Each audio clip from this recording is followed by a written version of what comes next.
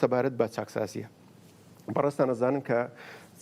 لە پێش پرۆسی هەڵبژاردنەکانی دوایین هەڵبژاردننی پەرلەمانی کوردستان هەموو لایەنەکان بە تایبەتی ژەو لایەنانەی کە پێکهێنەری سەرەکی حکوومەتی هەرێمی کوردستانن هەمویان لە سەرئاستی هێزەکان بەڵێنی چاکسازیان بە خەڵکی کوردستان داوە. سەبارەت بە چاکسازیش بەشداریان لە کابینەی نوێی حکوومەت هەرێمی کوردستاندا کرد. ڕێکەوتنی نێوان پارتی دیموکراتی کوردستان و یەکێتی نیشتیمانی کوردستان و ڕێکەوتنی نێوان پارتی دیموکراتی کوردستان و بستنەوەی گۆڕانش لەسەر بنەمای ئەوە بوو کە هەمویان زۆر پێداگریان لەسەر چاکسازیە کردەوە. بەڕێزیشتان لە بەرنامەی کاری خۆتان دیسان جاریشی جەختتان کردەوە لەسەرەوەی کە چاکسازی بەرنامەی کاری ئێوە دەبێت یا کاری لە پێشینەوەی بەرنامەی کابینەکەی بەڕێستانە بێت. ئێستا خەڵک بۆی هەیە لە دوای ساڵێک بپرسێت کابینەی نوێمی حکوومەت هەرێمی کوردستان بەکردەوە سەبارەت بە چاکسازی چی کردووە؟ زۆر سپاس بەخێراتن یامولایەکتان دەکەم بەخێر بن سەرچاو خوشحاڵم بۆ ڕێخستنی ئەم دیدارە. هەروەک جەناوت باست کرد تێمە لە سەرەتای دامەزراندنی ئەم کابینەیە کارنامەیەکی هاوبەشی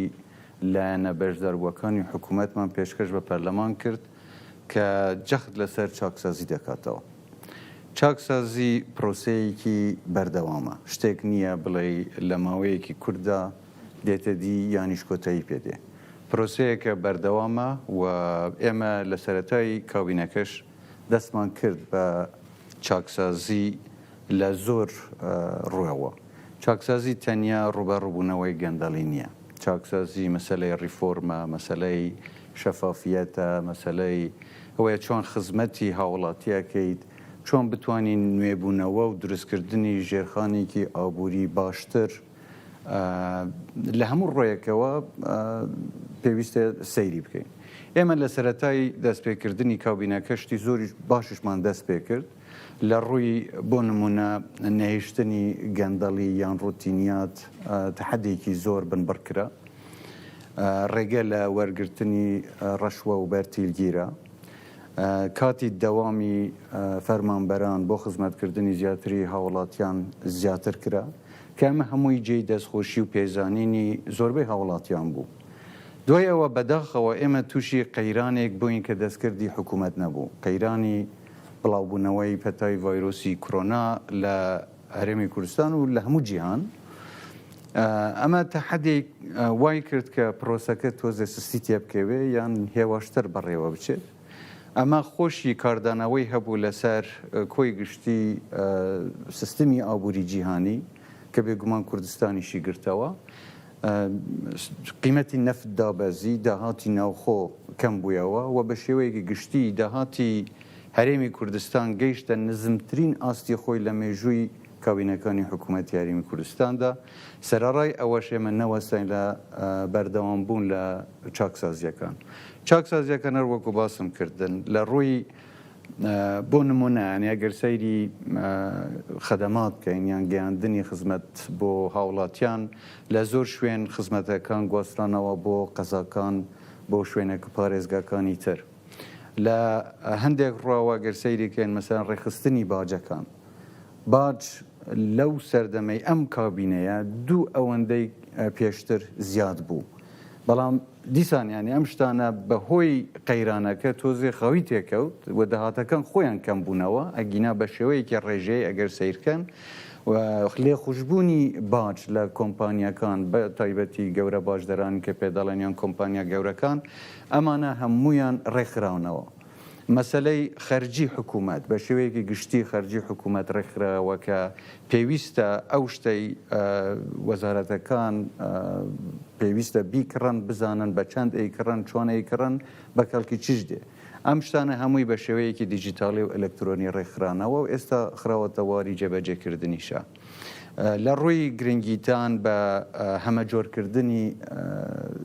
سەرچاوە داهاتەکان بۆ نمونە لێرەش هەوڵی زۆر دراوە چونکە تاکو ئێستا زیاتر پشت بە سەرچاوەی نەوتی دەبەستراوە لە کوردستان. ئێمە هەوڵماندا داهاتەکانی تری ناوخۆی زیاد بکەین بە هەمە جۆرکردنی بازرگانی، هەمە جۆرکردنی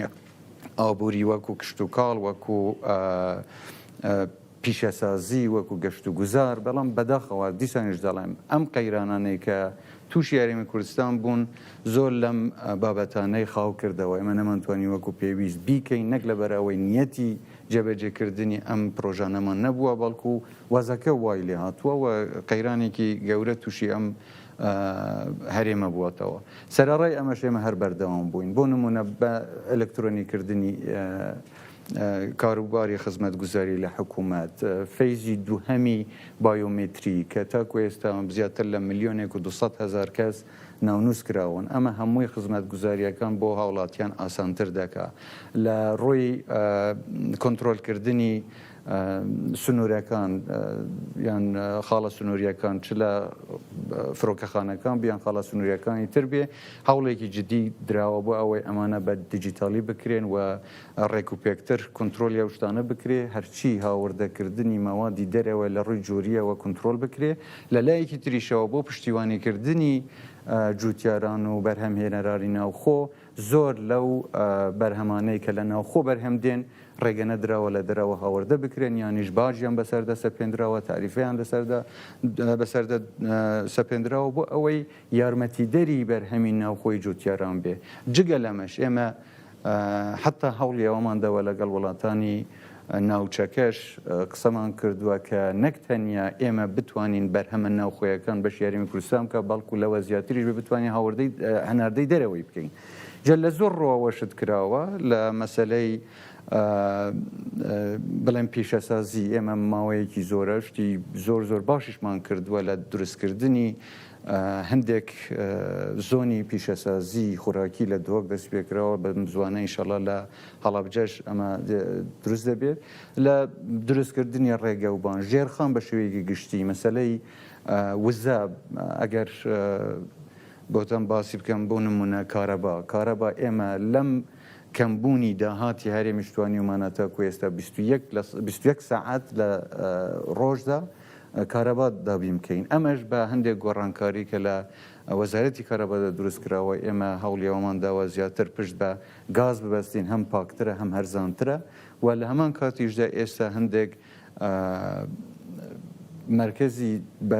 بڵێم بەرهەمهێنانی کارەبا کە ئێستا خەریکە دروستی دەکەن و کۆنتراکتی نوێیان دروست کردووە بۆ مەسلەی دروستکردنی سەدی ئاوە یانیش مەسلەی سوود وەرگرتنە لە وزەی خۆر کە ئەمە هەمویان وایان کردووە بەرهەمی کارەبا بەم بێ ئیمکانیاتیاش بەڵام بەرزتر بێتەوە و هیوادارین بتوانین ئینشەڵا لە ماوەیەکی زوو ئەو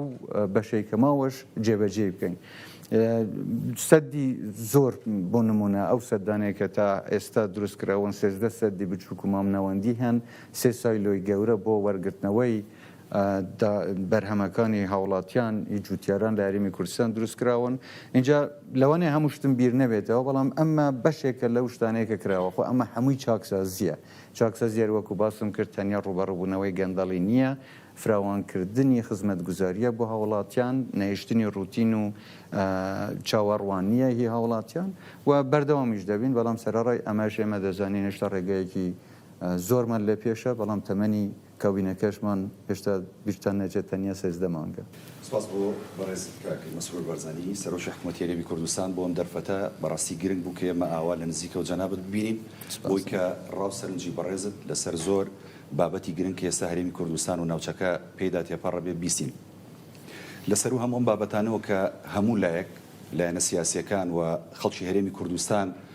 کۆدەنگن لەسەری قاواری هەرێمی کوردستانە بەڕاستیانی لە ناوچەکەیە هەرێمی کوردستان بە خوێن هاتۆتە بەرهەم دیارە ئەمە ڕەنجی هەموو لایەنە سیاسیەکانی تیابووە لە ڕابردووە لە ئێستاشدا ئەم قوارەیە لە ماوەی ڕابردوو کۆمەڵێک مەترسی هاتە سەر و زۆرێک لە سەرکردە سیاسیەکانی هەرێمی کوردستان و لایەنە سیاسیەکان لە هەرێمی کوردستان باسییان لە مەترسیە کرد لەسەر قواری هەرێمی کوردستان بەگشتی خەڵکی هەرێمی کوردستان زۆر جار باوەڕی بۆ نەبوو کە مەترسی هەیە لەسەر قوارەکە بەڵام ئەوەی کە سیاسیەکان و ئێوە درکتان پێکرد گەورەتر بوو لەوەی کە خەڵکی هەرێمی کوردستان درشی پێکرد مەترسیەکان لەسەر قواری هەرێمی کوردستان ڕۆیەوەتەوە یاخود هەر بەردەوامە ئەو مەترسیانە چین کە لە ئایندەدا ڕوبەڕووی قواری هەرێمی کوردستانە بێتەوە بەغدایە یاخود ناوچەکەیە یاخود وڵاتانی هەرێمیە ئێوە توانن چی بکەن لەگەڵ لایەنە سیاسیەکان بەگشتی بۆ مەسەلەیە پلانتان چییە بۆ ئەمە بەڕاستی زۆر سپاس ئێمە لە ناوچەیەکدا دەژین کە پڕە لە کێشە تەنیا مەسەلا قەوەرەی هەرێمی کوردستان نییە کە ڕوبەڕووی کۆمەڵێک قەیران بووەتەوە لە ناوچەکەدا. ئەوەی ڕاستی بێ من هاوڕانیم لەوەی کە مەترسی لەسەر تێکچوونی قەوەرەی هەرێمی کوردستان هەبێت، چونکە پێم وایە کوردستان خاوەنی نەتەوەیەکی بە ئیرادە و بەهێزە کە توانیویەتی ڕوبەڕووی زۆر لەو کێشە و گرفتانەی پێشووتریش ببێتەوە کە هەوڵی نەهێشتنی کیانێک یان نەتەوەیەک بە ناوی نەتەوەی کورتیان خەڵکی کوردستانیان داوە. ئێستاش پێم وایە گەورەترین کێشە کێشەی دووبەرەکی و ناتەبایی ڕێزەکانی خودی ناو کوردستانە. ئەگەر کوردەکان بتوانن خۆیان یەک بن، هەموو خەڵکی کوردستان بە حیزبە سیاسیەکانیشەوە بە بیر و بچوونە جیاوازەکانیشانەوە کە دەتوانن بۆ باشترکردنی خزمەتگوزاری یان خزمەتکردنی خەڵکی خۆیان دەتوانن بیر و بچوونی جیاوازیان هەبێ، بەڵام لەسەر پاراستنی قەوارەی هەرێمی کوردستان یەکدەنگ و یەک ڕیز و یەک هەڵوێست بن، من پێم وایە هیچ هێزێک ناتوانێ ئەم قەوارەیە تێکدا. ئەو یەکدەنگیا بینیت کاک تاکو ئێستا لەلایەن زۆر لایەنە سیاسیەکانەوە ئەیبینم، بەڵام بەداخەوە لەوانەیە هەندێک کەس ئەم قەنەعەتیان نەبێ و بەداخیشەوە، بەڵام پێویستە خەڵکی کوردستان خۆیان حەکەم بن لەوەی کە کێ خەمی خەڵکی کوردستان و پاراستنی ئەم قەوارەیەتی وە کێش ئەوێ نانی پێ بخوا. لەبەرەوە من پێم وایە مەسەلەی یەکڕێزی و تەبای هێزە سیاسیەکان زامن و گەرانتی پاراستنی ئەم قەوارەیە کە وابزانم ئێستا هەوڵێکی جددی هەیە و نزیکبوونەوەیەکی باشش لەلایەن هێزە سەرەکیەکان هەیە، بەڵام لە هەمان کاتیشە بیریشمان نەچێتەوە کاتی خۆشی خەڵکی تر هەبووە کە دژی ئەم قەوارەی ئیشیان کردووە. لە دەرەوە ئینسان خەفەتی پێ ناخوا، بەڵام لە ناوخواەوە خەڵکێک هەبێ بە ناوی خەڵکی کوردستانەوە بە ناوی نوێنەری کوردستانەوە، بەڵام داوای تێکدانی ئەم قەوارەیە بکەن ئەمە جێی داخە و پێویستە خەڵک ئەمەیان لە بەرچاو بێ و لە بیریان نەچێتەوە. بەهەرحاڵ من پێم وایە ئێمە لە بەرەی خەڵکین وەرەمان بەرزە پشت بەخوا و پشت بە ئیرادەی خەڵکی کوردستان. من ئەو مەترسیە بەم جۆرە ناوبینم، دەزانم تووشە قەیران بووینەتەوە، بەڵام بەیەکەوە دەتوانین ئەم قەیرانانە تێپەڕێنین و ئومێدم وایە کاتێکی باشتر چاوەڕێی خەڵکی کوردستان دەکەن. لەسەر پرسی کۆڕۆنا پرسیار بکەم. هەڵسەنگاندن و مامەڵەی دامەزراوەکانی حکوومەت هەرێمی کوردستان لە بەرامبەر پرسی کۆڕۆنایە چۆن هەڵدەسەنجێنی و وەڵامی هاوڵاتیانیش بۆ ڕێنمایەکانی تەندروستی چۆن دەبینیت؟ ئەوە لە لایەکلایشترەوە مێشتی تر پێیوە ببەستمەوە لە سەرەتای بڵاوبوونەوەی ڤایرۆسی کۆڕۆنا لە هەرێمی کوردستان دووفاقێتێک هەبوو. بۆ نمونە ئەو کاتێک کە بڵاو بووە دەیانگوت کۆڕۆنا ڕاست نییە، خەڵک توش دەبوو، بۆ نمونە نیشان تەنها نیشانە بوو، بەڵام لە دوای جەژنی ڕەمەزانەوە باشە خەڵکێکی زیاتر تووشی کۆڕۆنا بوو، ڕێژەی مردن لە هەرێمی کوردستان زیاتر بوو.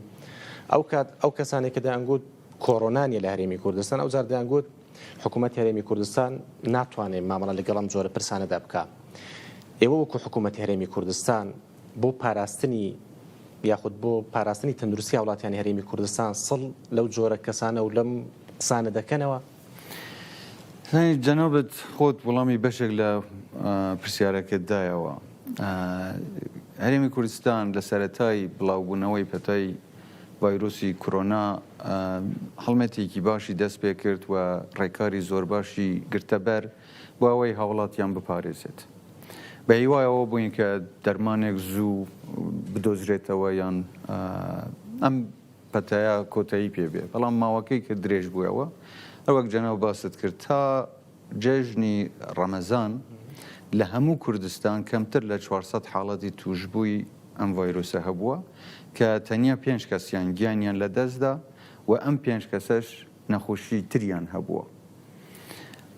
دوای ئەمە خەڵک لێ ڕاهات، بەداخەوە بابەتەکە بە سیاسیش کرا و هەندێک لایەن بۆ ئەوەی دەستخۆشی لە حکوومەت بکەن، بەڵام چونکە دژی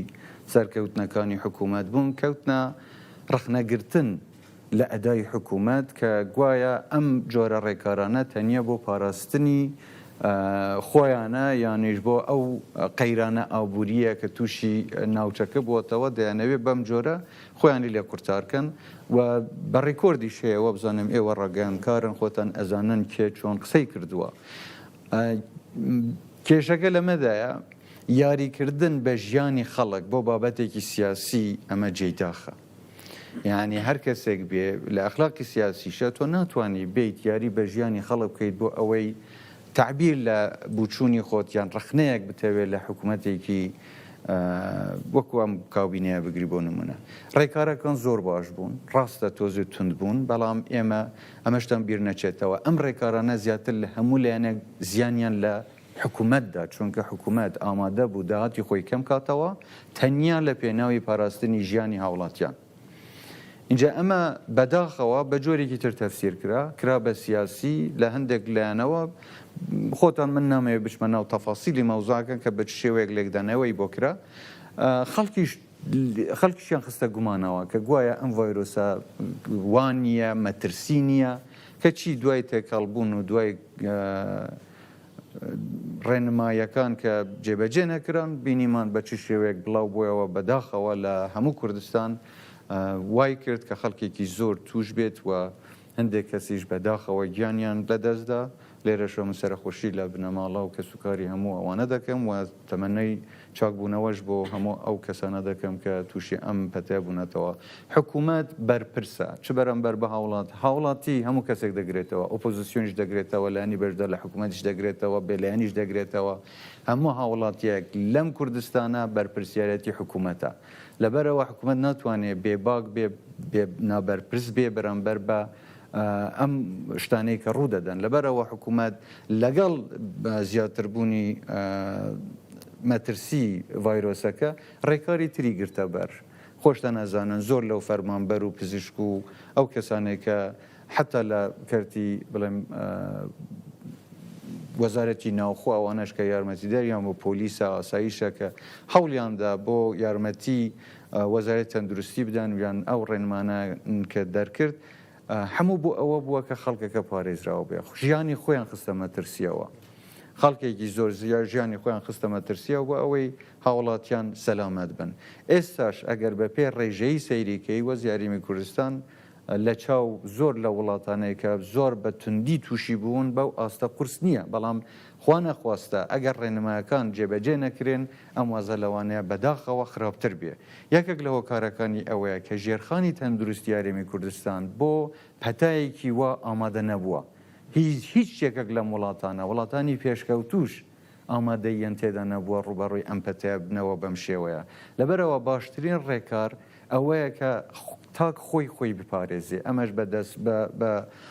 خۆپاراستن و بەستنی دەمامک و دەستەوانە و لەگەڵ یەکتر تێکەڵاو نەبوون و نەچونە شوێنی داخراوی گشتی و بەم جۆرە شتانە دەتوانن خۆیان پارێزن کە سوکاریشیان پارێزن. ئێمەش خۆم و هەموو کابینەکەش پێم وایە خۆشتن لەوەن شاهد بم بینیممان کە لە سەرەتاوە تاکو ئێستا دایمەن داکۆکیمە لەوە کردوتەوە کە خۆپارێزی بکرێ پابەندی ڕێنماکان بن و ئەو ڕێنمانایی کە لە وەزارەتی تەندروستی دەرەچن داوا دەکەم دیسانیش کە هەموو هاوڵاتیان پابەندی ئەو ڕێنمانە بن و ئەوەی هەم خۆیان پارێزن هەم یارمەتی دەری ئەم خزمەتکارانەش بن کە لە کردی تەندروستیە بە شەو و ڕۆژ ماندوو ئەبن بەرامبەریان. یعنی ئەگەر هاوکاریەکی هەمەلایەنە هەبێ من پێم وایە ئێمە دەتوانین وردە زاڵ بین بەسەر ئەم ناخۆشیەش و ئینشاءڵڵا دەرمانێکی زۆر بدۆزرێتەوە. لە ئەمان کاتیشە پێم وایە ئێمە ئومێد دەکەین کە وەزەکە تەسیری ینی کاریگەری ئەرێنی بە سەرکەرتەکانی تری ئابووری و شتەکانی تریشدا هەبێ ئەگەر ئەم پەتە لە کۆڵمان بێتەوە. بەهەرحاڵ من داوا دەکەم ڕێنمایەکان جێبەجێ بکرێن ئەوەی لەسەر حکوومەت بووە کردوویەتی ئەوەی ئێستا ماوە بەجددی بەرپرسیارەتی تاکی هاوڵاتیە کە پێویستە خۆشیان بە بەرپرس بزانن بەرامبەر بە پاراستنی ژیانی خۆیان و کەسوکاریان و هاوڵاتەکانیان. سپاس دەکەم. سپاس جەنابی سەرۆک وەزیران. وەکو جەنابیشت باست کرد بۆی بڵاوبوونەوەی ڤایرۆسی کۆرۆنا نرخی نەوت دابەزی دۆخی ئابووری تێکچوو لەگەڵەوە دۆخێکی سیاسی ئالۆس بە دوای ئەوە هات. وەکو سەرۆک وەزیرانی کوردستان چۆن دەڕوانیە هەڵوێستی لایەنە سیاسیەکانی بەشدار لە حکوومەت بە تایبەتی یەکێتی نیشتیمانی کوردستان و زوتنەوەی گۆڕان. ئێمە حکوومەتێکی ئیتلافیمان پێکێناوە و زۆر بەڕاشکەوی پێتان بڵێم ئەو برەدەرانەی کە بەشدارن لە حکوومەت من پێم وایە تیمێکی زۆر گونجاو و منسەجم و بە یەکەوە کارێکی باشمان کردووە زۆر لێک نزیکین بڕیارەکانمان بە تەوافق دەدرێ ئێمە لەوانەیە کابینەیەک بین کە زیاترین کۆبوونەوەی ئەنجومەنی وەزیرانمان کرد بێت تقریبان بە شێوەی هەفتەیی ئێمە کۆبوونەوە دەکەین زۆر هەموو بابەتەکان لە کۆبوونەوەی ئەنجومەنی وەزیران باز دەکرێن و نزیک بوونەوەی باشمان هەیە تێگەیشتنی باشمان هەیە و ئەدای وەزیرەکانیش بە بێ جیاوازی لە هەر لایەنێکی سیاسی بن ئەدایەکی زۆر باش و پەسەند بووە خۆم زۆر لیان ڕازیم لەوانەیە طبعا زروفەکە هەندێک جار تحکم بەوە دەکا کە دەتوانین چەند سەرکەوتوو بین لە جێبەجێکردنی پرۆژەکان بەڵام ئەوانەی لە کابینەکەدان من پێم وایە زۆر سەرکەوتون و باشن و منسەجمین و تێگەیشتنێکی باشمان هەیە هیوادارم کە حزبەکانیشیان زیاتر پاڵپشتی نوێنەرەکانیان بن لە حکوومەت. زۆر سوپاس جەنابی سەرۆکی حکوومەتی هەرێمی کوردستان من پرسیارەکەم درێژ ناکەم چکە زیاتر لە تیڤیەک بەشدارە لەو دیدارە هاوبەشەدا. هەرێمی کوردستانیش بێگومان هاوشێوەی زۆر لە وڵاتان گیرۆدەی سۆرێک لە کێشە و قەیرانەکان هەر وەک جەنابیشت ئاماژەت پێکرد بەشێکی زۆر لەو کێشە و قەیرانانە لە دەرەوەی ویستی حکوومەتی هەرێمی کوردستانیان هەرێمی کوردستانن. دەبینین لە سەر ئەرزی واقع نخبەیەک لە ناوخۆی هەرێمی کوردستان دەیانەوێت ئەم دەرفەتە بە جۆرێکی تر بقۆزنەوە بەو مانایی کە ئەجێندای سیاسی ئەجێندای حەزبی و ئەجێندای تاکە کەسی تێکەڵ بە هەندێک لە داوا و مافەڕەوەکانی خەڵکی هەرێمی کوردستان بکەن لە کاردانەوەی ئەوەشدا بینیمان کە لەم ڕۆژانەی ڕابردوو بەداخەوە لە هەندێک شوێنی دیاریکراوی هەرێمی کوردستان بەشێک لە دام و دەستگا حکمی و حەزبیەکان کەوتنە بەر پەلاماری بەشێک لە خەڵک یاخود پەلاماری ملک و ماڵی گشتی درا کە پێم وایە بەر لە هەر کەسێک هاوڵاتی ئاسایی لەم دۆخە زەرمەند دەبێت. تێڕوانینی جەنابەت هەمووەکو سەرۆکی حکوومەتی هەرێمی کوردستان بۆ ئەم کاردانەوانە بۆ ئەم بابەتە چیە و دیسان حکوومەتی هەرێمی کوردستان چۆن مامەڵە لەگەڵ واقعێکی لەم شێوەیە دەکات. زۆر سپاس لە کاتێک قەیران طبعا گلەی و گازندە زۆرە بێ لە کاتی سەرکەوتن شەریک و ڕەفیقت زۆرە بێ ئێمە بەداخەوە و قەیرانانەیە کە ئێستا هەرێم دووچاری بوار وەکو جەنابیش باست کرد دەستکردی هەرێم نی ئێمە پەتای کۆرۆنامان دروست نەکردووە ئەم ڤایرۆسەمان دروست نەکردووە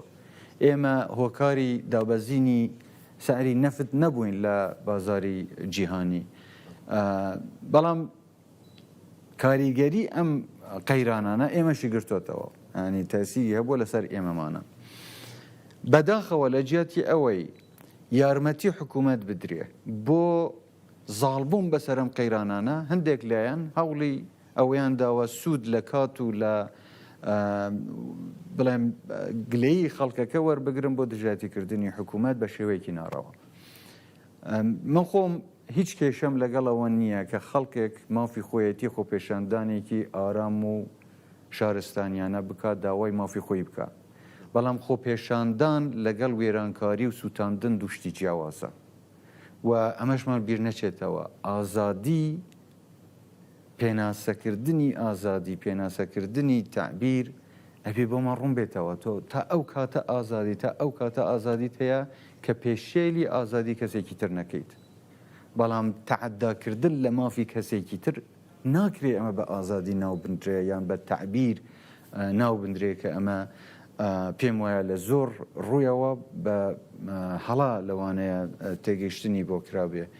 ئەو بەڕێزانەیە کە خۆپێشاندانەکەن داوای مافی خۆیانەکەن حق خۆیانە با بڵێن بەڵام لەسەر چ بنەمایەک ئەگەر خەڵک خۆی داوای مافی خۆی ئەکا شتێکە ئەگەر بە شێوەیەکی ئاراستەکراو لەلایەن لایەنێکی سیاسیەوە بۆ قۆڵکردنی قەیرانەکان و بۆ لێدان لە حکوومەت ئەمە شتێکی ترە من داوا دەکەم هاوڵاتیان ئەم دووشتە لە یەک جیا بکەنەوە یعنی حکوومەت خەتای چی بووە لە دروستکردنی ئەم قەیرانانە تاکو تاوانبار بکرێ بۆ نمونە جار بەجار باسی موچە و دواخستنی موچە و یان بودجە دەکرێت ئایا حکوومەت بودجەکەی هەبووە و نەیداوە یانیش حکوومەتی مەرگەهی فدرالی لە عێراق بودجەکەی نەناردووە کە حکوومەت نەیتوانیەوە وەکو پێویست موچەکان بدە ئەمەش لەوانەیە بابەتێک بێ هیوادارم بتوانین قسەی زیاتری لەسەر بکەین بەڵام لەم ڕوانگەوە وێرانکردن و سووتاندنی فەرمانگەکانی حکوومەت یان مڵکی گشتی بە جددی ئەمە تاوانە ئەمە تعبیر لە بیرروبووچوون نییە بینیمان لە کەلار چی ڕوویدا لە هەڵەبجە چی ڕوویدا لە زاخۆ چی ڕوویدا و لە هەندێک شوێن حتا دەستنیشانی ئەوژگە تەقە کراوە چەک بەکارهێنراوە خۆ پێشاندانی یاسا خۆ پێشاندەری یاسایی چۆن چەک بەکارەهێنێ چۆن پەلاماری بنکەی حکومی یان فەرمانگەیەکی حکومی دەدا یان حتا پەلاماردانی بنکەی حزبی ئەمە بە هیچ شێوەیەک ڕەوانیە جایز نییە چونکە بنکەی حزبی خاوەنی جەماوەرێکە کە ئەم حزبەی هەڵبژاردووە لە دەنگدانەکان دەستکەوتی هەبووە سەرکەوتنی بەدەستێنەوە کەواتە حزبەکانیش نوێنەرایەتی بەشێک لە هاوڵاتیەکانەکەن یعنی یەکێک بێت تعدا لە فەرمانگەیەکی حکومی یان حزبی بکە ئەمە تعدا لە مافی هاوڵاتیان دەکات لەبەرەوە ئەم جۆرە ڕفتارانە قابلی قبول نین و من لەگەڵ پارێزگارەکان لەگەڵ بەڕێوەبەرە ئیداریەکان قسەم کردووە ئەوانەیە کە خۆ پێشاندانی ئاسایین ئێمە ڕاوبوون بیرروبووچوونەکانیان بەڕێزە وەردەگرین بەڵام ئەوانەی کاری تێکدەرانە ئەکەن ئەبێ ڕێکاری یاسایی بەرەمبەر ئەم جۆرە کەسانە بگرێتە بەر چونکە ئەمانە تەعەدایان لە مافی هەموو هاوڵاتیان کردووە فەرمانگەیەکی حکومی بۆ نمونە ئەو ڕۆژە لە هەڵەبجە چەند داکیومنتی پێشتر هی کیمیاباران کە لەوێ هەڵگیرابوون لە کاتی کیمیاباران و لە کاتی ئەم هەموو قەیران ئەم هەموو شتانە کە زۆر داکیومنتی هەڵەبجە هەڵگیرابوون نەسووتێنران بەم شەوە بەم جۆرە شێوەیە سووتێنران یعنی ئەمە چۆن یعنی ئەمە کەی ئازادیە ئەم جۆرە تربیەتە ئەم جۆرە ڕفتارانە نامویە بە کولتوری کوردستانی من پێم وایە ئەبێ ئێمە بگەڕێنەوە بۆ سەر بنەماکانی مەبادئی ڕەسەنی کوردەواری کە خۆمان ئەگەر حتا بیرروبووچوونی جیاوازیشمان هەبێ حتا لەگەڵ یەکتر کۆکیش نەبین بەڵام ڕێگەی دروست بگرینە بەر ڕێگەی شارستانی بگرینە بەر بۆ دەربڕینی ڕەخنەکانمان بۆ دەربڕینی هەڵوێستەکانمان بەڵام هاندانی خەڵک و بەداخەوە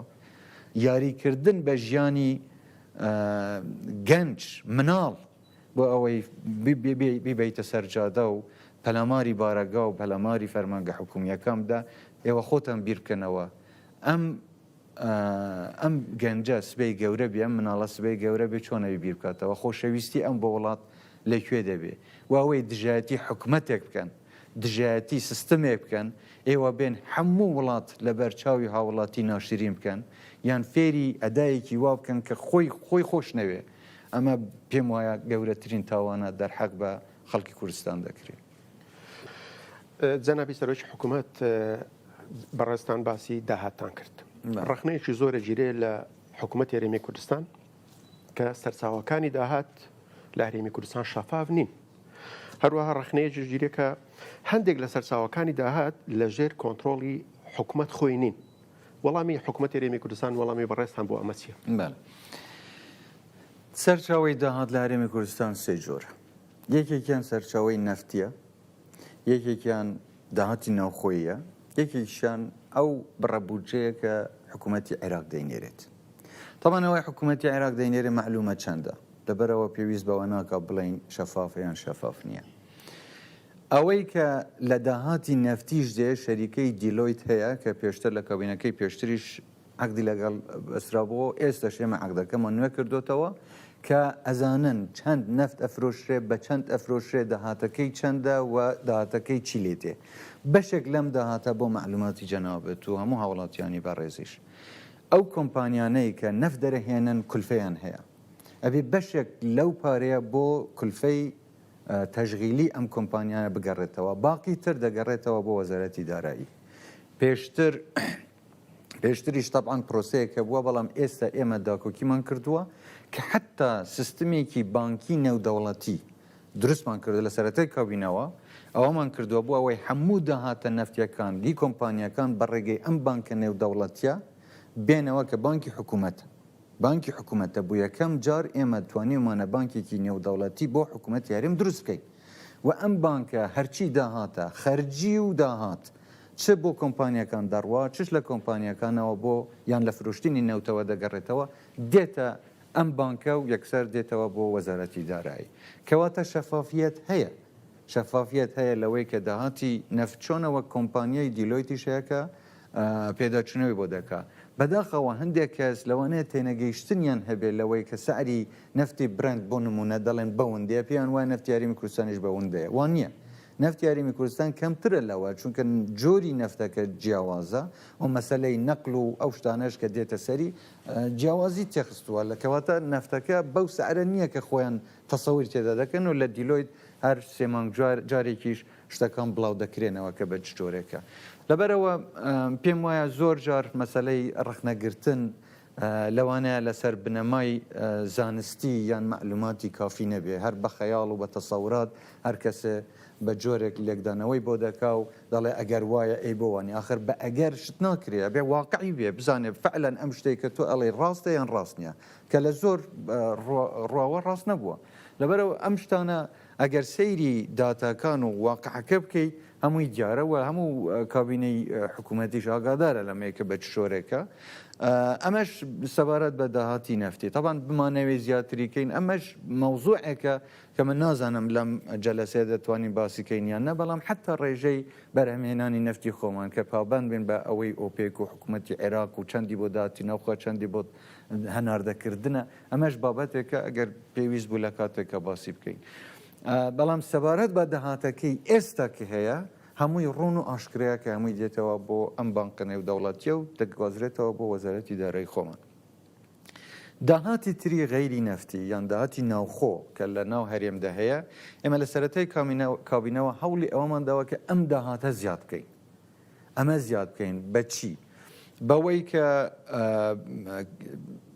هانی کەرتی تایبەت دەین پشتیوانی کەرتی تایبەت دەین خەرجیەکانی حکوومەت بکەین کەم بکەینەوە ئاسانکاری بۆ داهاتی زیاتر یان هەمە جۆرکردنی ئابووری کوردستان بکەین تەنیا پشت بە لایەنێک نەبەستین کشت و کاڵی پەرەی پێ بدەین پیشەسازی پەرەی پێ بدەین حتا مەسلەی وەبەرهێنان ئەمە ئاسانکاری زیاتر بکەین بۆ وەبەرهێنەری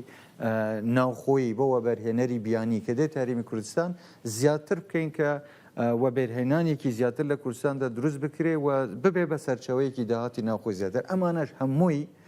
لەم کابینەیەدا زیاتر لە هەموو کاتێک گرنگیمان بە مەسلەی دیجیتالکردن و بە ئەلکترۆنیکردن و تەسجیلکردن و کۆکردنەوەی داتا و شەفافیەتە و شتانە کردووە هەمووشی دیارە هەندێکی کەوتۆتە کارەوە هەندێکیش لە ماوەیەکی کووردا ئینشاڵڵا دەکەوێتە کارەوە بەداخەوە دیسا ئەم قەیرانانە تۆزێ دەستیان بەسینەوەنیان هێشت بە پەلا ئەم شتانە بکەین بەڵام داهاتەکان دیارم ینی من باسی باجم کرد لە سەرەتا کە دوو ئەوەندە زیادی کرد چونکە لێخۆشببوونی باجی نەما لێخۆشببوونی باج بۆ هیچ کۆمپانیەک نەما هەموو کۆمپانیەک پێویستە بیدەن لە هیچ شوێنێک لێخۆشببوونی باج نەماوە و ئەهەموو پابندن بەوەی کە باش بدەن و بە شێوەیەکی ڕێژەی زیاد دەبێت ینی هەوڵ کەسێک داهاتی کەم بێ باجی کەمترەدا بەڵام کۆمپانیەک داهاتی زیاد بێ بە شێوەیەکی ڕێژەی باجێکی زیاترەدا ینی لەو شوێنانەی کە پێویست بووە داهات زیاتر بکرێ و کۆ بکرێتەوە خۆ معلومە ینی حتا لە سەرەتای دەستپێکردنی کابینەکە داهاتی ناوخۆ لە 120 میلیۆن دلار بۆ 250 میلیۆن دلار زیادی کرد کە بە تەما بووین بۆ کۆتایی ساڵ بۆ 300 و زیاتریش زیاد بکە بەڵام بەداخەوە کە بە شێوەیەکی گشتی وەزی ئابووری لە هەرێمی کوردستان تووشی ئەم کێشەیە بوو داهاتەکان هەمویان هات نەخوارەوە ینی مەسەلە ئەوە نییە کە ئێمە نەمانتوانی بێ یان شتەکان شەفاف و دیار نەبن هەمووی زۆر بە ڕاشکاوی بە شەفافی هەن و هەر کەسێکیش بیاوێ ڕێگە هەیە دەتوانن بێن بزانن کە چۆن شەفافە ئیتر بەڵام یەکێک بۆ خۆی بیاوێ بەنەوەیەکی تر قسە بکەمە شتێکی ترە ناکرێ بڕیار لەسەر قسەی بێ بنەما بدرێ بەڵام ئەوەی من دەیڵێم هەموو لەسەر ئەساسی حەقیقەت و ڕقم و داتا هیچ سەرچاوێکی داهاتی لەژێر کۆنتڕۆلی حکوومەتان نەبێت ئێمە سەرچاوی داهاتی بۆ نمونە ئەنێ خۆ هاوڵاتیەک بزنسێکی هەیە کردی تایبەت بزنسێکی هەیە بۆ خۆی داهاتێکی هەیە ینی ئەوەی کە ئەتوانی بیدە تەنیا باجەکەیەکە ئیدا بە حکوومەتێکی نەدادەکەی خۆیتی بەڵام ئەگەر مەبەستت خاڵە سنووریەکانە ئێمە زۆر هەوڵمانداوە بۆ ئەوەی خاڵە سنووریەکان کۆنتڕۆل بکرێن خاڵە سنووریەکان هەمویان بە یەک چاو سیر ناکرێن طبعا خاڵی سنووری فڕۆکەخانەکان هەیە و ئەوەژە لەگەڵ وڵاتانی دراوسێ هەندێک شوێن لە هەندێک شوێن باشترە من نامێ بچمە ناو تەفاسیل لە هەندێک شوێن لەوانەیە کۆنتڕۆلی باشتر کرا بێ ئیجراعات زووتر دەستی پێکرد بێ التیزامی فەرمانبەران لەم سنوورانە باشتر بوو بن بەڵام لە هەندێک شوێن وەکو پێویست نەبووە گلەی ئەوە دەکرێت کە قاچاقچیەتیەوەنە دەکری ئێمە لەگەڵ ئیدارە خۆماڵیەکانی پارێزگاکان قسەمان کردووە کە ئەوان پابندی خۆیان پێشان بدەن و پابندی خۆیان پێشانداوە کە بە زووترین کات ڕێگری بکەن لەسەر ئەوەی کە بە قاچاق شت ئەهێندرێ و ئەبردرێ یان کنترۆلێکی باش لەسەر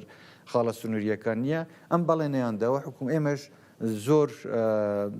پابندین بەوەی کە بتوانین بە هەموو شێوەیەک کنترۆلی ئەو شتانە بکەین بەڵام هەر بۆ معلوماتی جەنابەت حتا مەسلەی تەسجیلکردن و هاوردەکردن و باجوەرگرتنی مەوادە هاوردەکان لە سنوورەکان ئێستا بە شێوەیەکی دیجیتاڵی بەسراوەتەوە ینی ئێستا ئەمە هەنگاوێکە کە نراوە وەشتی باش کراوە من ناڵێم 100% بنبڕ بووە بەڵام ئێمە نیەتی یاومان هەیە کە بتوانین بە شێوەیەکی گشتی هەم خاڵە سنووریەکان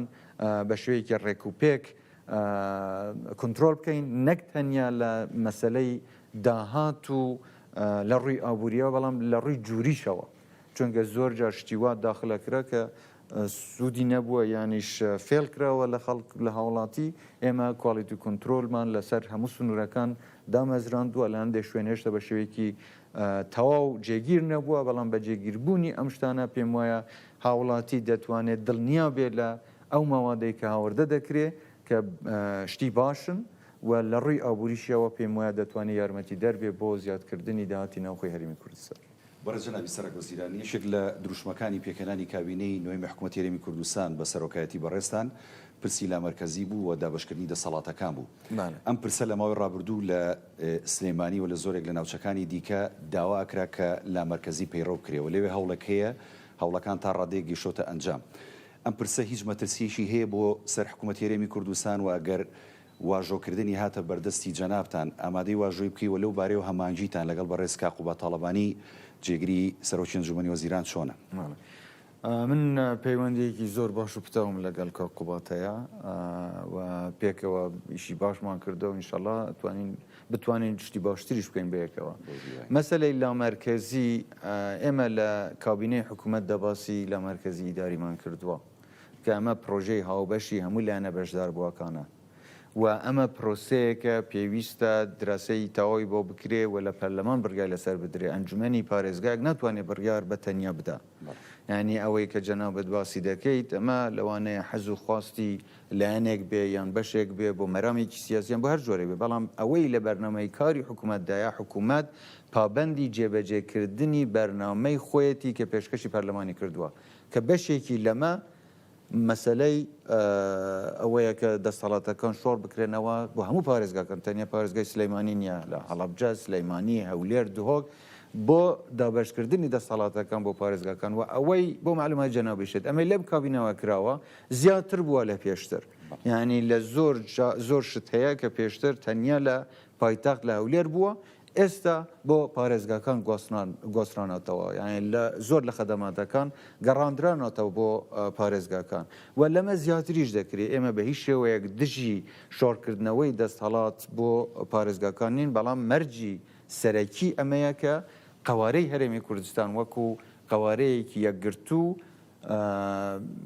بە شێوەیەکی کیانێکی فدرالی پارێزراو بێت یعنی خوا نەخواستە دوویداراییکردن یان جیاکردنەوەی بەشێک لە هەرێمی کوردستان بە هیچ شێوەیەک ئەمە قابلی قبول نیەوە بە بزانم کەسیش ئەمەی داوا نەکردووە و ناشتوانێ بیکە بەڵام لە مەسلەی دەسەڵاتەکان بگەڕێنەوە بۆ پارێزگاکان بێگومان ئێمە لەگەڵەوەین لە سەرەتادا ئێمە زۆر هەوڵماندا کە زاڵ بین بەسەر ئەم بەشێک لە ناشەفافیەت و جۆرە گەندەڵی و خراپە ئیداری بەکارینانی ئیدارە گوتمان باوشتانە هەمووی وازح بێ لە بەرچاوی کابینەکە هەمووی وازح بێ کە بە شێوەیەک شتەکان ڕێک دەخرێنەوە دواتر ئێمە بە هیچ شێوەیەک نامانەوێ هەموو شت ئەوە بکەین ینی بگەڕێنەوە بۆ هەولێر بە عکسەوە بۆ دەسەڵاتی ئیداری ژەر هەمان شتە دەسەڵاتی دارایی بورە دەسەڵاتی ئیداریە ئەوەی لە کابینەکەدا هەیە ئەوەی لە پرۆژەکەدا هەیە باسی دەسەڵاتی ئیداری دەکە سپاس دەکەم. سەرۆکی حکوومەت پرسیارەکەم تایبەتە بە موچەخۆرانی هەرێمی کوردستان بەهۆی بڵاوبوونەوەی ڤایرۆسی کۆڕۆنا هەروەها دابەزینی نرخی نەوت بڕینی شایستەدارایەکان لەلایەن بەغداوە قەیران لە هەرێمی کوردستان دروست بوو تەمەنی ئەم کابینەیەش ساڵێک و یەک مانگە واتە 13 مانگە و زۆرش باس لە موچەی مانگی سێ کرێت کابینەی نوێمی حکوومەتی هەرێمی کوردستان لەو تەمەنەی کە 13 مانگە چەند موچەی داوە؟ سپاس بەم پرسیارە کاکە ئێمە ڕاستە تەمەنی ئەم کابینەیە 13 مانگە و لەم 13 مانگە 12 موچەمان داوە 12 موچەمان داوە یعنی خەڵکێک بیاوێ حقیقەت و ڕاستیەکان بزانێت ئەو شتانە دەزانێت بەڵام نەیەوێ بە جۆرێکی تر لێکدانەوەی بۆ بکە ئەمەیە کە دەیبینێن هەندێک جار بەداخەوە بە جۆرێکی تر ڕای گشتی چاوەشە دەکرێت کە گوایە دوو موچە و سێ موچە درراوە کێشەکە لە چدایە لە دەستپێکی ئەم کابینەیە سێ موچەی پێشتر نەدرابوو سێ موچە و پاشەکەوت نەکرا ئەم سێ موچەیە بە قەرزمانەوە بۆ ئەم کابینەیە کەواتە ئێمە لە مانگی حەوت ینی سێ مانگی پێشووتری ئەوەی کابینەی پێشووتر کەما بوونەوە بەوە حساب کرا کە پێم وایە ئەمە هەڵەیەک بوو کە ئەبێ ڕاست بکرێتەوە چونکە تووشی کێشەیەکی تر ئەبێن لەگەڵ حکوومەتی فیدرالیش ئەمە ئەبێ ڕاست بکرێتەوە ئەو سێ موچەی کە لە کابینەی پێشووتر بە قەرز یان بە پاشەکەوت حساب دەکران و نەدرابوون ئەبێ بمێنتەوە وەکو پاشەکەوت و ئەم حکوومەتە بەرپرسە بەرامبەر بەو موچانەی کە مانگانە ئەیدا ئەمەی ئەم حکوومەتە نەیتوانی بیکە ئەمە بووە کە دوو موچە وەکو خۆی بیدا بە ڕێژەی 21% خۆی گونجان لەگەڵ ئەو بودجەی کە لە بەردەست بوو ئەمەش بۆ چونکە حکوومەتی عێراق لە بەڵێنەکەی پاشگەز بوویەوە بە شێوەیەکی یاساییش بووە ئەبواە حکوومەتی عێراق هەموو ئەو ئیلتیزاماتەی خۆی بۆ موچەی هەرێم ینی دابێن بکردایە کەچی نەیکرد و بۆ معلوماتی ئێوەش ئەوەی عێراق دەینار تەنیا 51% موچەکانی موچەخۆرانی هەرێم بووە نەک هەموو موچە عێراق نەیناردووە بە هیچ شێوەیەک بە هیچ شێوەیەک لەو پەڕی 450 میلیارد دیناریان ناردووە کە دواتر لە مانگی 4 بە مانگێک تاخیر کردیان بە 400 ئێستاش کردیان بە 320 میلیارد کەواتە حتا لەو ئیلتیزامەی کە 51% موچەی موچەخۆران دەبووە دابینی بکەن ئەمەشیان نەکرد و سێ مانگیشیان هەر بەگشتی نەناردووە یعنی موچەی مانگی 5 و 6 و 7 حکوومەتی عێراق نەیناردووە ئەمەی ئێستاش لە 450کەمیان کردوتەوە بۆ 320 بەڵام بەرامبەر بەمە حکوومەتی هەرێم چی کردووە عێراق سێ مانگی نەناردووە کەواتە ئەبوایە تەنیا 10 مانگ حساب بکرێت لەسەر ئەمە حکوومەتی هەرێم 12 مانگ موچەی داوە 12 مانگ موچەی داوە باو هەوڵانەی کە داویەتی لە مەسلەی کۆکردنەوەی داهاتە کە دەڵێن شەفافە شەفاف نییە ئەم جۆرە داهاتانێکە کۆ کردوتەوە و بەداخەوە نەیتوانیوە وەکو پێویست ئەو بڕەموچەی کە پێشتر دەدرە بەو شێوە بدرێت چونکە بودجەی بەردەست نەبووە یعنی حکوومەتی هەرێم پێویستی بە 755 میلیۆن دلار هەبووە بۆ دابشکردنی موچە بەڵام تەنیا 600 میلیۆنی بەدەستەوە بووە اینجا ئەم گۆڕانکاریە کە بەسەر موچە داهاتوە نەمەسە لە چاکسازیە کە بەداخەوە هەندێک جار باسیەوە دەکرێت کە گوایە چاکسازی لە موچەی فەرمانبەران دەکرەوە ئەمە نەحەقیەکە دەرحەق بە حکوومەت دەکرێت چونکە چاکسازی دەستکاریکردنی موچەی فەرمانبەران نییە ئەمەی کە حکوومەت مەجبور بووە بیکە لەبەرەوە کە بودجەکەی بەشی نەکردووە ئەبوایە خۆی بگونجێنێ زۆر جاریش گوتومانە کە خۆگونجاندن لەگەڵ بودجەی بەردەست بەم شێوەیە موچەکە دەدرێت یعنی لەمەشە ئەوەی کە 300,000 دینار کەمتری وەرگرتووە بە هیچ شێوەیەک دەستکاری موچەکەی نەکراوە بە شێوەیەکی ڕێژەیی کە موچە زیادە بێ زیاتر لەوانەیە داشکانی بۆ کرابێ یان لێ کەم کرابێتەوە ئەمەش شتێک نییە بڵێن ئەمە بەرنامەی چاکسازی حکوومەت نییە ئەمە خۆگونجاندنە چاکسازی شتێکی ترە چاکسازی پێداچوونەوەیە بە موچەخۆری مستەحق و بەوەی کە باز دەکەم پێشتر مەسەلەن بندیوار هەبووە چۆن هەبووە پێداچوونەوەی ئەم شتانە زۆری کراوە زۆری بە شێوەی بایۆمتری چارەسەر کراوە بەشێکیشی ماوە بەڵام چاکسازی لە دەستکاریکردنی موچەکەدا نەبووە بۆ معلومات یان ئێمە بە شێوەیەک بە چاکسازی حساب نەکرێ ئەمە خۆ گونجاندنە لەگەڵ بودجێ بەردەست بەڵام ئەمەی کە جەناوی باسی دەکەی دەڵێن موچەی مانگی سەیە من باسیشم کرد بەڵام دووپای دەکەمەوە ئەم حکوومەتە 12 مانگ موچەی داوە و لەم 12 مانگە تەنیا 2 مانگ نەیتوانیەوە بە شێوەی تەواو موچەکە بدا چونکە حکوومەتی عێراق 3 مانگ موچەی نەناردووە 3 مانگ موچەی نەناردووە و 3 مانگیش هی کابینەکانی پێشووترە کە بەداخەوە بەهۆی ئەو هۆکار و قەیرانانەی کە لەو سەردەمەش تووشی هەرێم بوون مەسلەی شەڕیدا ئەش بووە نەناردنی بودجە بووە کە ئەمە هەمووی دیارە بۆمان کە ئەوانیش تووشی هەمان قەیران بوون نەیانتوانیەوە بیدە کێشەکە ئەمەیە بەڵام ئێستا ئەمە ئەبێ حەل بکرێت چونکە لەگەڵ حکوومەتی عێراقیش ئێمە خەریکین بگەینە ئەنجامێک بۆ ئەوەی چۆن چارەسەری ئەم کێشانە بکەین بەڵام بۆ ئەوانەیە کە دەڵێن ئەم حکوومەتە موچەی نەداوە من ئێستاش بڵێم هەموو بەڵگەکانیش بەردەستە کە 12 مانگ موچە دراوە. حکوومەت هێرێمی کوردستان کێ توانێت موچە لە کاتی خۆی و بەبێ لێبڕیندا بەش بکە بەشی دومی پرسیارەکەم تایبەتە بە پەیوەندی لەگەڵ بەغدا بۆچی لەگەڵ حکوومەتی عێراقی تەنها لەسەر 3 مانگ ڕێککەوتن ناکۆکی سەرەکیەوە لەسەر بەڕێوەبردن و داهاتی دەواازە سنووریەکانە. جارێ حکوومەت کەی دەتوانێت موچە وەکو خۆی دابشکە لەسەر داهات دەمێنێتەوە ئەگەر حکوومەتی عێراق التزاماتی خۆی بەرامبەر بەدابینکردنی بڕە موچەی کە پێشتریش بەڵێنیان داوە بەردەوام بن حکوومەت دەتوانێت وەختەوە خۆی موچەدا بەش بکە و ئێمە ئومێدەوارین کە بتوانین داهاتی ناوخۆش بەو ڕیفۆرمەی کە دەستمان پێکردووە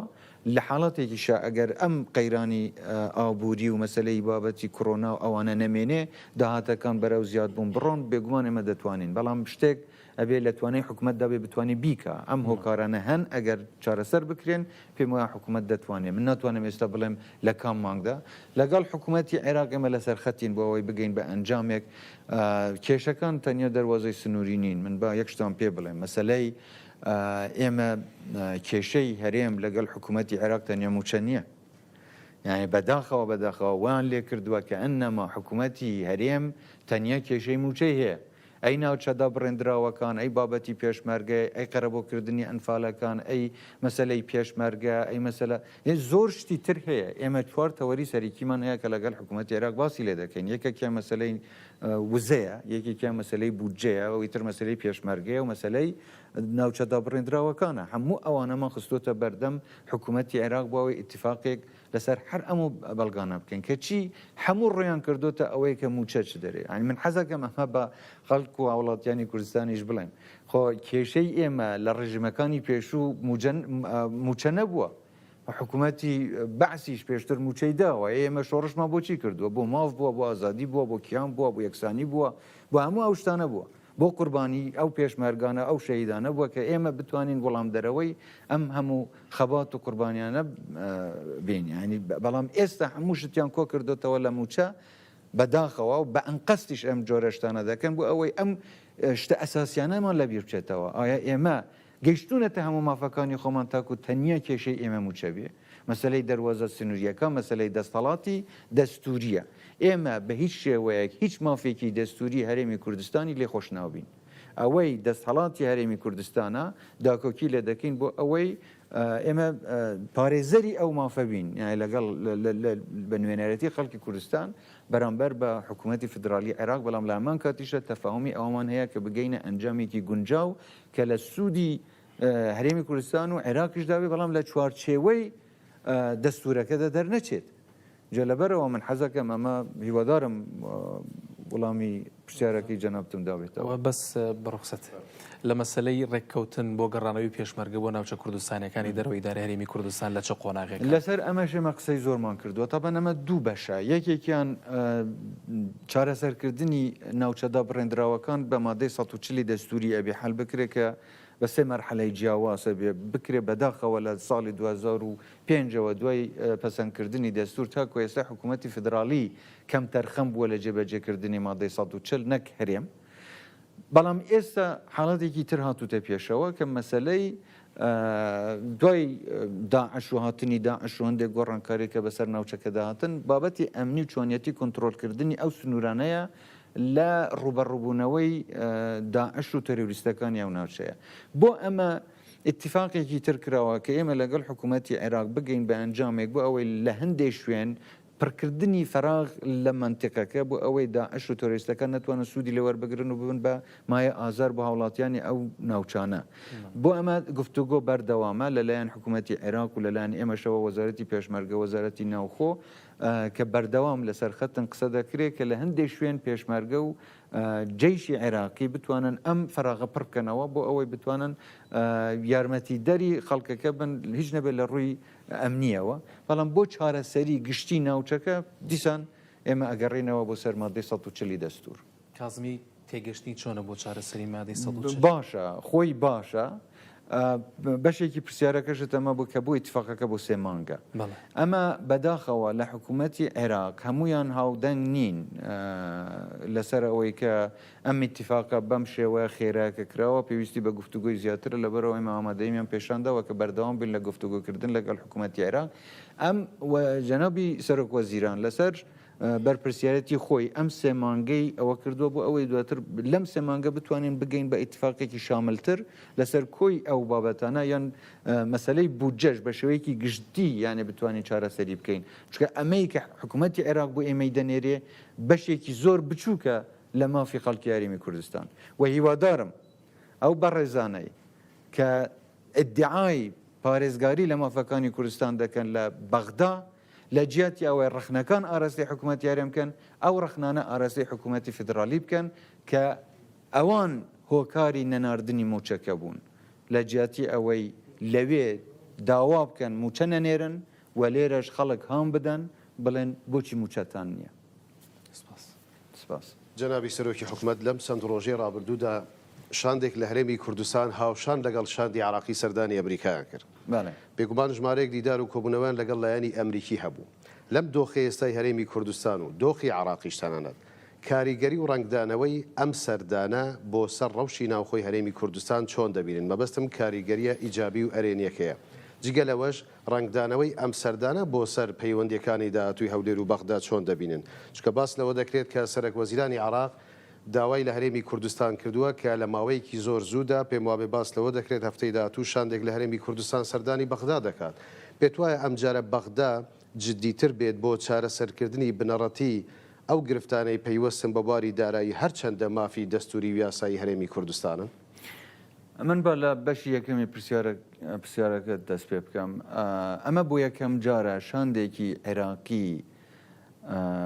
بە بەشداری هەرێمی کوردستان بۆ بابەتێکی استراتیجی گفتوگۆ لەگەڵ ئەمریکا بکە و شاندەکەی ئێمە شاندێکی فراوان بووە کە پێکاتوە لە هەموو لایەنە بەشداربووەکانی حکوومەت و چەند تەوەری لەخۆ گرتووە کە چوونەتە ئێوێش گفتوگوی زۆر باشیان لەگەڵ لایەنی ئەمریکی کردووە طبعاً لە چوارچێوەی شاندی عێراقیدا بەشداریان کردووە بەڵام لە هەمان کاتدا لەوێ